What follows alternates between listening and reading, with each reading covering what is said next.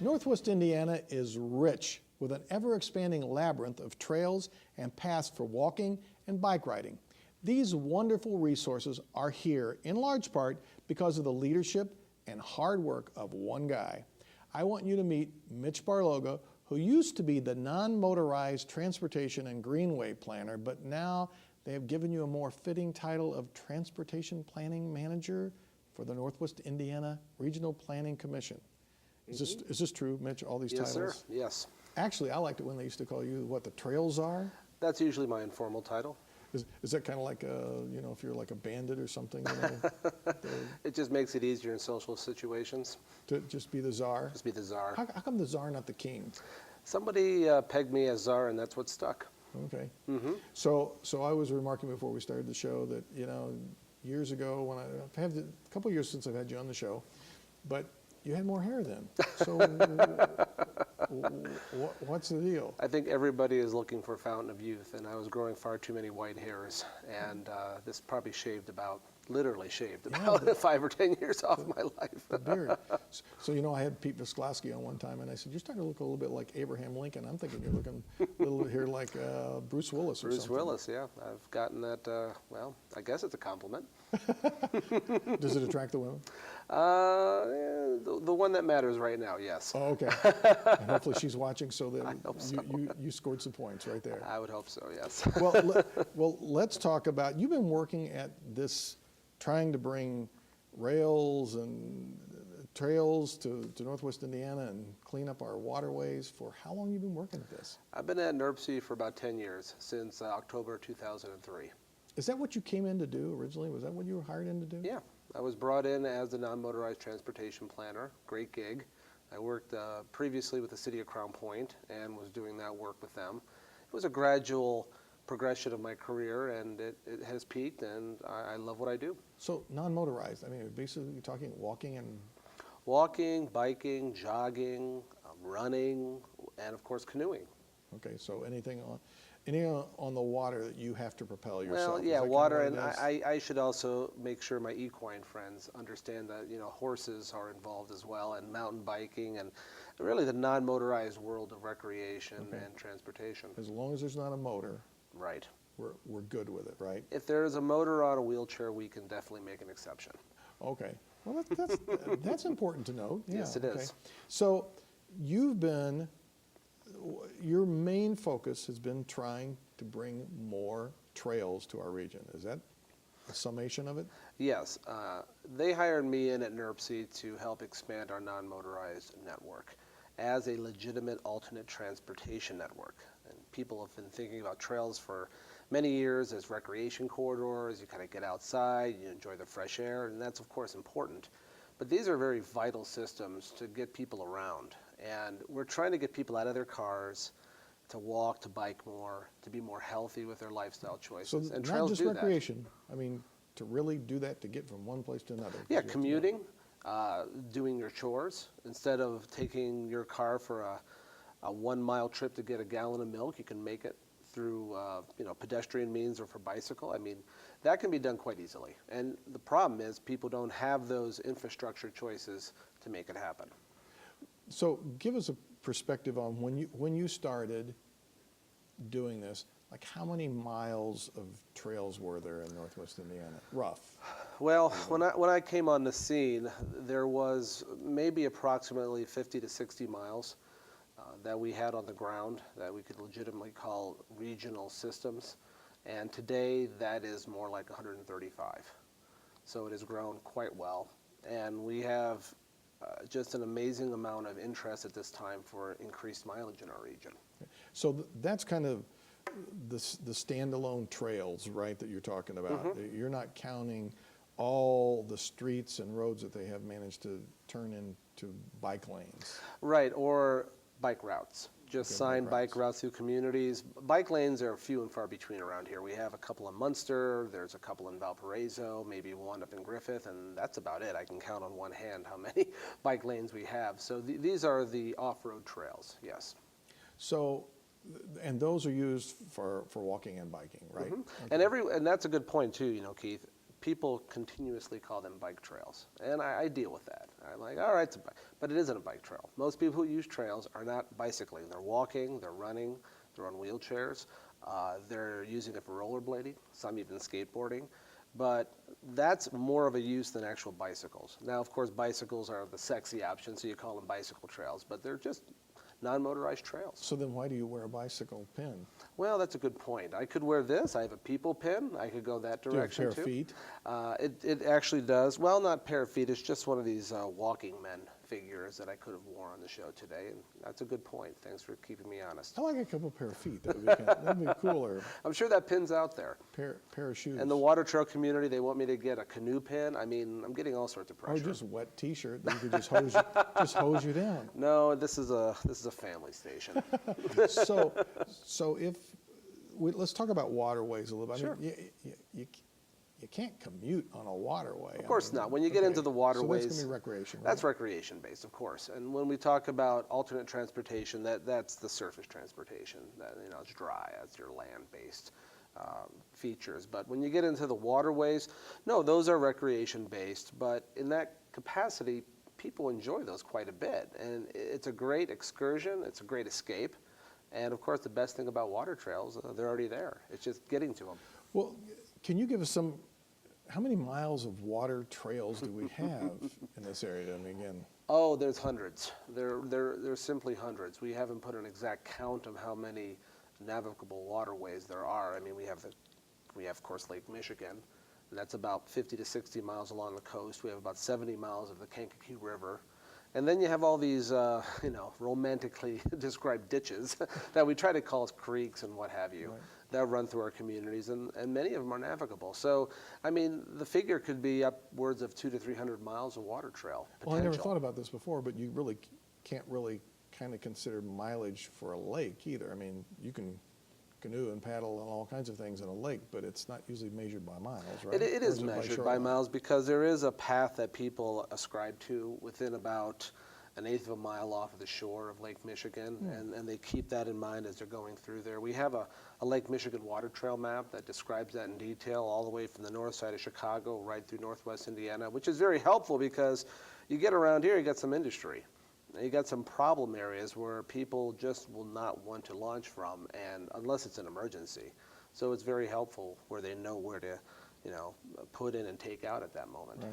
We got a couple pictures, I think, that you supplied us, and maybe we can pop those up on the screen here. Sure. And take a look at them, because these are some of the pictures of some of the trails. Now, what's this first one we're looking at here? This is a node at the Calumet Trail at the Dune State Park.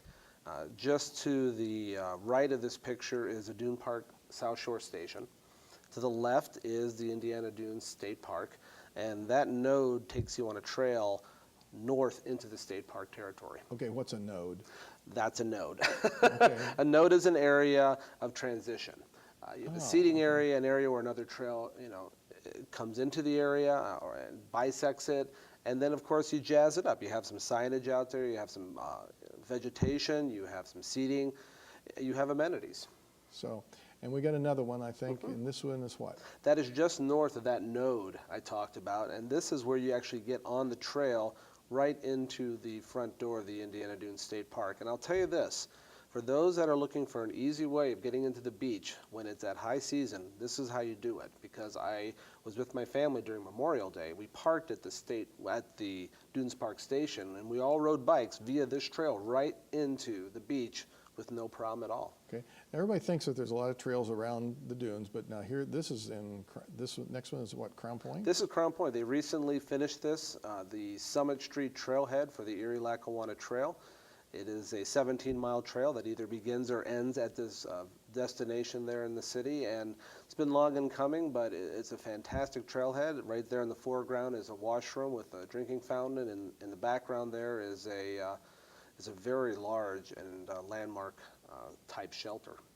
Wow. So one of the great assets of this region is all the rail lines that came through here back in the 1900s. This place looked like a spider web.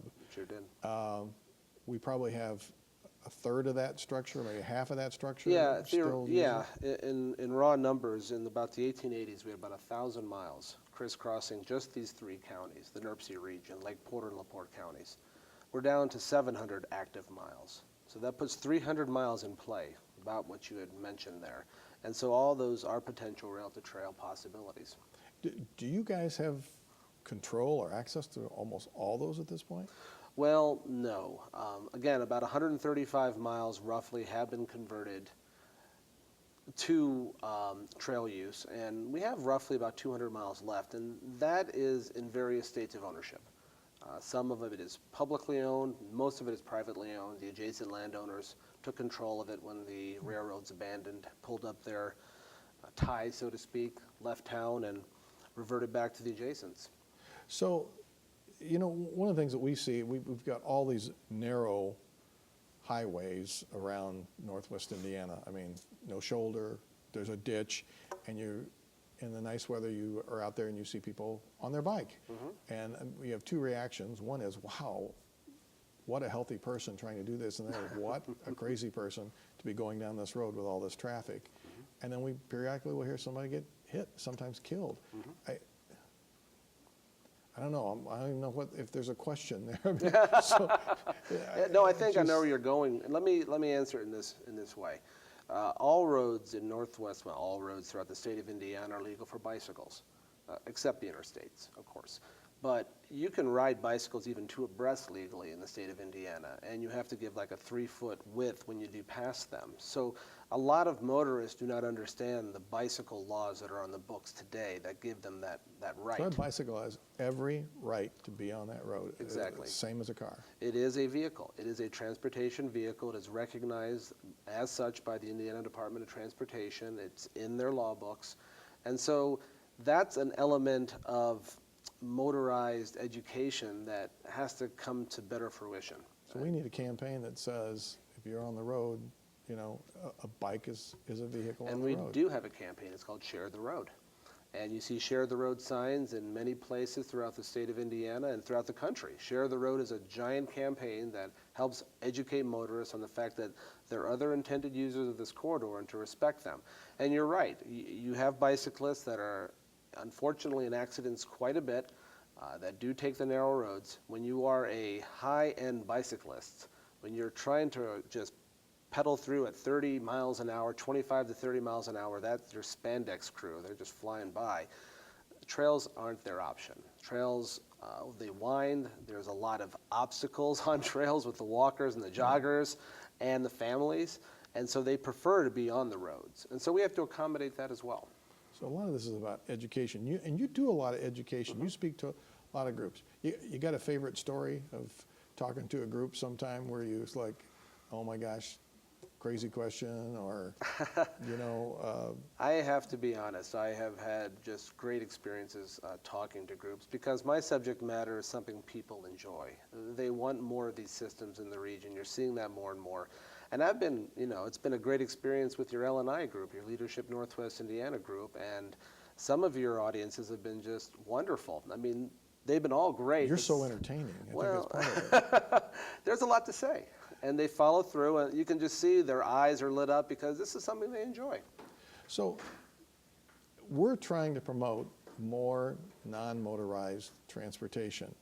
We just have one huge problem here, and it's called winter, that sometimes seems to go on forever. Sure did last time. So how do we deal with that? Because we can tell everybody, hey, walk more, ride a bike. But when winter comes... Yeah, and interestingly enough, some of the most bikeable cities in the United States are like Minneapolis, Missoula, Montana. I mean, places where you wouldn't expect that to be the case. But it is because that's a culture that has developed in those communities, a culture that says it isn't cold outside, it's how you dress for it, okay? And there is enough product on the market now that'll keep you warm on a bicycle in any temperature. But then it comes down to the public officials, and we're seeing more and more of them in this region plowing trails after snowfalls, which is critical because in the past they just let it sit. And then, you know, it's a great ski trail, right? Well, sometimes it is. It can make a good cross-country trail, but at the same time, people do utilize those trails all the time. They'll either commute or they'll exercise or what have you. And if you leave the snow on the ground, Just like, you know, it's winter, no one's going to use it. Well, you do have warm days, and the snow will melt, it turns into slush, and then even on warm days, people can't use the trail. So you want to make sure those paths are clean all year long, especially in the wintertime, so people have full access. Why are you so passionate about this issue? Because you're passionate about it. I believe I'm passionate because I feed off the passion of others and what I see around the country. I mean, I could sit here and unpack the entire idea that trails are community elixirs. And you know, you have some great guests on this show that talk about this aspect and this aspect of a community and these positive aspects. And I can sit here and unpack trails and tell you about the myriad of benefits that are afforded to a community just through their development. And over the years, nationally, as I've seen, working with cohorts around the country, and of course locally, because we have a very robust network of trails growing here in Northwest Indiana, it never ceases to amaze me of the people that are, getting in shape, getting healthier. Their lifestyles are changing. Their attitudes are changing. Their attitudes about this region are changing. I mean, there's so many undiscovered gems around here if you just get off the grid and get on our trails. And I think that all feeds into why I want to see more of it and why I'm passionate. Well, and particularly this huge waterway network that we really have here, this gigantic, and it just seems to be being discovered on a national basis at this point. We're getting some major national recognition for our waterways, right? Correct. And that's helpful. Dan Plath and I were on a show of yours, I think a year ago or a couple years ago, and Dan is a dynamo in of himself and his Northwest Indiana Paddling Association, but there's a lot of water here. I mean, Lake County is named, appropriately. It's a water-filled county, and you have great opportunities. And now we have a group of people with NIPWA that are out there making these, these possibilities come to life, and people around the country are noticing. Well, I introduced you and said this is the guy who's really made this all happen, but there is a ton of people involved in trying to clean up the waterways, do all this work on the trails and everything. Correct? Of course. I mean, when you said that at the front end, I'm just like, okay. But a lot of public officials have caught the light, and I want to highlight Mayor McDermott of Hammond as one. Just yesterday, I was not at one, but two ribbon cuttings on bridges over two separate trails in that community. And it's people like Mayor McDermott and even Mayor Costas in Valparaiso, Mayor Snedeker in Hobart, just as an example, that have demonstrated over the years how much this means to their community and how much they're applying it to their particular town and city. And I just feed off of that. I help them with some federal money, some advice, some education, but they run with it and they've made it their own, and it's a wonderful thing to see. Yeah, is there any, if I could give you the magic wand and you could change something here, give you the unlimited pot of gold, what would you do to really just make this happen? There are some large-scale initiatives we need help with. Two of them in particular include the Marquette Greenway along Lake Michigan, and then the American Discovery Trail that comes through the central and southern part of our region that goes towards places southeast in Indiana into Chicago region. And we're looking for help there. The American Discovery Trail goes through some rural areas. There's not a lot of people there. There's not a lot of money there. And the Marquette Greenway goes through some areas that are tough to develop, old industrial sites, areas along the toll road and Klein Avenue that aren't very attractive right now that need help and cleanup, and communities that can't afford it at this point. So that's where I'd take my money. So to clean those places up and really create the access we need. And trails do that automatically. They clean up the area. Sometimes you'll hear people say, I was out on a trail and there's a lot of broken glass, that kind of stuff. Right. I mean, what do we need to be doing to help that out? Well, that's a continuous issue of maintenance and operations. And when you develop trails, people kind of forget that part of it. Oh, we got the trail in, let's just go away. No, they're like roads, they're like parks, they're like any other civic infrastructure issue. You have to afford the amount of maintenance and operations to it, and that goes for law enforcement as well. We've had some issues of late of people being assaulted on trails. It's only happened a couple times within the last year, to my knowledge. Of course, people just jump out of their seats and see trails are dangerous, and it's like, well, everywhere is going to be dangerous if you don't take the right precautions. But we need law enforcement on the local level to be out there on their bicycles to patrol the trails often, and a lot of municipalities are doing that, and we just have to keep them on the mark to make sure they continue to do that. So what's your final message here in the last few moments of the show to the community around here? My final message is, if you want to see trails develop in your particular community, you have to be the instigator. You have to be the prime mover. And I don't care who you are, because it doesn't take much to move the stones, so to speak. I have seen people in various communities just simply, again, the whole Margaret Mead thing about the only thing that's ever mattered is a small group of people making a difference, and it really comes to fruition with trail development as well. Get a couple of people talking to their council, talking to their mayor or their town manager, and getting it moving. And not only trails too, Keith, we're also talking about networks that get people to trails. The whole thing should come down to this one motto: making your home your trailhead, where you don't have to put your bicycle on your car, or you don't have to drive to a trail. You can walk or bike to that nearby trail. So whether you're 5 or 85, you can make a difference. So, of course. And they heard it right here from Mitch Barloga. You Hey, bet. thanks for being on the show. I really appreciate it. You bet, Keith. Thank Appreciate you. what you're doing too. Thank you. Okay.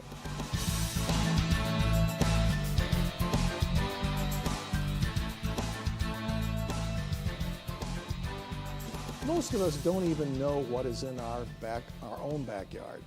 That cliche is so true. We mow the grass without looking around, and all the time we're complaining under our breath about how hot it is or how tired we are. We walk to the garbage can thinking about all we have to do today. We drive our car from the garage and never even wander into the area behind our house. Or worse, we sit on the couch, ignoring what's right around us. This analysis continues into the broader geographic boundaries of our lives. We don't even know what is in the backyard of our own region. Today's show should have rolled around in your mind images of trails, paths, and lanes for your walking, hiking, and biking pleasure. It should have also splashed water in your face and awakened you to the beauty and rich resources of the rivers, streams, and waterways on the south shore of Lake Michigan. There is so much in our region to enjoy in the great outdoors. This biodiverse area, before it was settled, was a vast expanse of wetlands which included many bodies of water which are still here. Dedicated local citizens have been cleaning and opening these blueways for you and me to use for recreation. They have preserved open lands for parks and public use.